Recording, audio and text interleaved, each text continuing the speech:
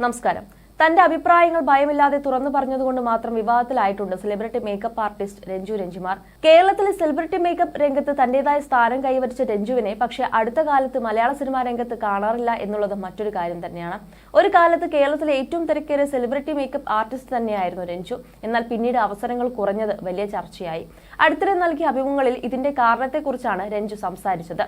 നടി ആക്രമിച്ച കേസിൽ മൊഴി നൽകിയ ശേഷമാണ് തനിക്ക് അവസരങ്ങൾ കുറഞ്ഞതെന്നും താൻ തഴയപ്പെട്ടതായി തോന്നിയെന്നും നടി പറയുന്നു. ഇപ്പോഴത്തെ നടി ആക്രമിച്ച കേസിൽ താൻ മൊഴി നൽകാനുണ്ടായ സാഹചര്യത്തെക്കുറിച്ച് സംസാരിക്കുകയാണ് രഞ്ജു രഞ്ജിമാർ. കേസ് വിസ്താരം കഴിഞ്ഞ് വർഷങ്ങൾക്ക് ശേഷമാണ് ഞാൻ വീണ്ടും സാക്ഷി പട്ടികയിൽ വരുന്നത്.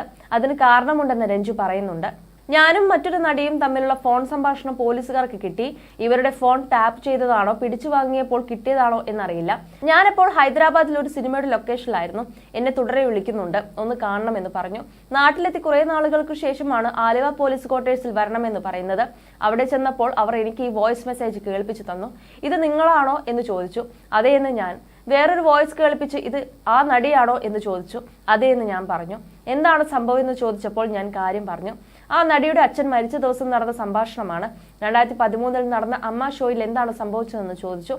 ആ സമയത്ത് ഞാനുണ്ട്. ഞാനാണ് ആ നടിക്ക് മേക്കപ്പ് ചെയ്യുന്നത്. ഏകദേശം 3-4 നടിമാർക്ക് ഞാനാണ് അന്ന് മേക്കപ്പ് ചെയ്യുന്നത്. കുറെ മേക്കപ്പ് സാധനങ്ങൾ പോയി വാങ്ങി വരുമ്പോൾ അവിടെ റിഹേഴ്സൽ നടക്കുകയാണ്. ഞാൻ ഈ നടിയെ ചോദിച്ചപ്പോൾ റൂമിനുണ്ടെന്ന് പറഞ്ഞു. അവിടെ ചെന്നപ്പോൾ ഈ കുട്ടി കരയുകയാണ്.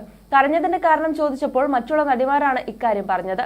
ഇത് മാത്രമേ തനിക്ക് അറിയൂ എന്നും ഇക്കാര്യങ്ങളാണ് താൻ കോടതിയിൽ പറഞ്ഞതെന്നും രഞ്ജു രഞ്ജിമാർ വ്യക്തമാക്കി. നടി ആക്രമിക്കപ്പെട്ട വാർത്തയറിഞ്ഞ് അവരെ കാണാൻ എനിക്ക് മാനസിക ബുദ്ധിമുട്ടുണ്ടായി. ഈ സംഭവം നടക്കുന്ന സമയത്ത് ഓപ്പോസിറ്റ് സൈഡിലൂടെ ഞാൻ പോകുന്നുണ്ട്. എന്നെ ഒന്ന് വിളിക്കാൻ പറ്റിയിരുന്നെങ്കിൽ എന്തെങ്കിലും ചെയ്യാൻ പറ്റിയേനെ എന്ന് ഞാൻ ആലോചിച്ചു. 2017 ഒരു ഫോട്ടോഷൂട്ടിന്റെ സമയത്താണ് താൻ അതിജീവിതയെ കാണുന്നതെന്നും രഞ്ജു രഞ്ജിമാർ വ്യക്തമാക്കുന്നുണ്ട്.